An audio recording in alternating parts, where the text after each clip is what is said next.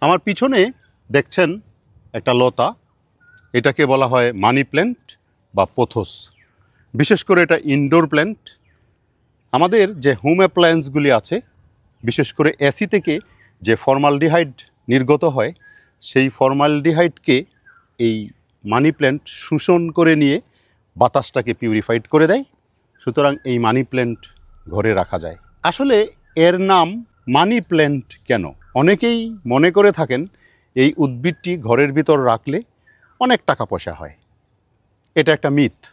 এই মিথটি যদি সত্য হতো তাহলে আজকের এই অবস্থায় দাঁড়িয়ে আমি বিলিয়ন বিলিয়ন টাকার মালিক হয়ে যেতাম। আসলে এটা মিথ। এটার নাম হয়েছে মানি প্ল্যান্ট।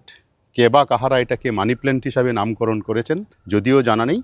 তবে এই উদ্ভিদ ঘরে রাখলে ঘরের বাতাসটাকে, দূষিত বাতাসটাকে পিউরিফাইড করে দিবে এবং ঘরের সৌন্দর্য তো বাড়বেই। তবে নিশ্চিত এই উদ্ভিদ ঘরে রাখলে কোনো টাকা পয়সা আসবে না।